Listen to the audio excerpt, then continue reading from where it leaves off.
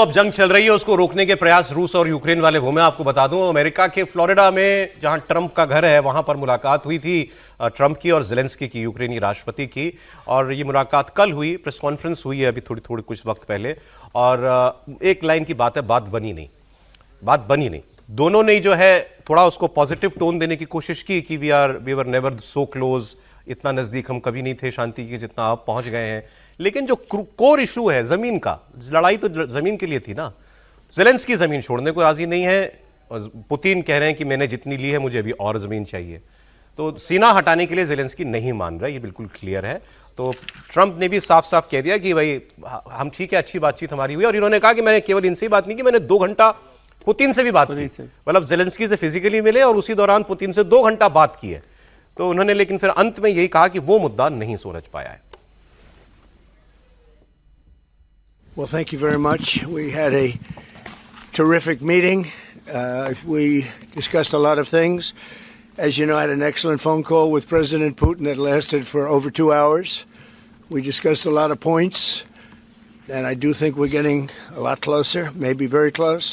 And our meeting was excellent. We covered, somebody would say 95%. I don't know what percent, but we have made a lot of progress on ending that war, which is really certainly the most deadly war since World War II, probably the biggest war since World War II.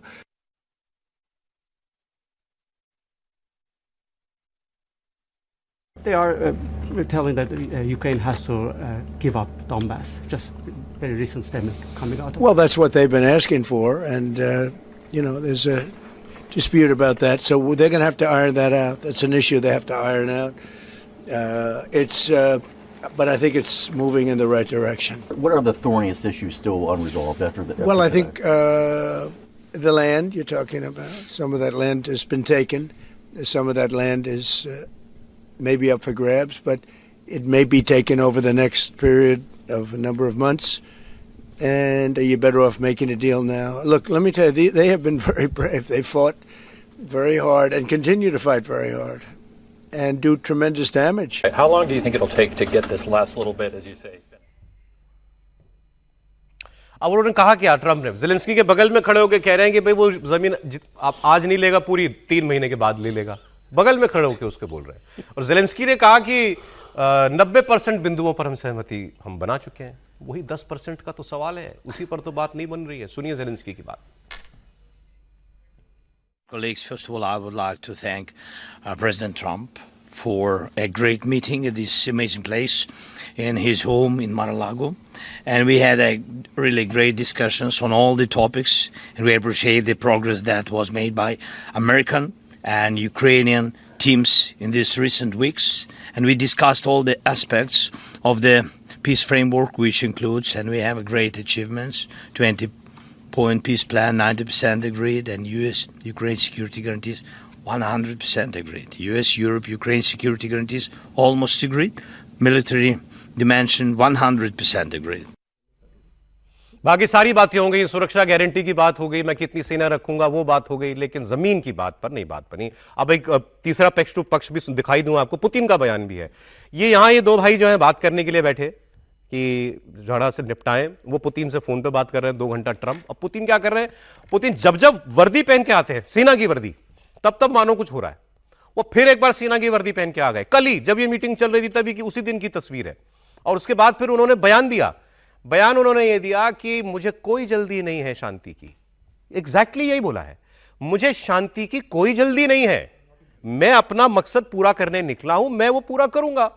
तुम बातचीत से मान जाओ, पीछे हटा लो सेना, जमीन मुझे दे दो तो ठीक, नहीं करते हो तो मैं तो लड़ रहा हूं, मैं तो लड़ के ले ही लूंगा। सुनिए।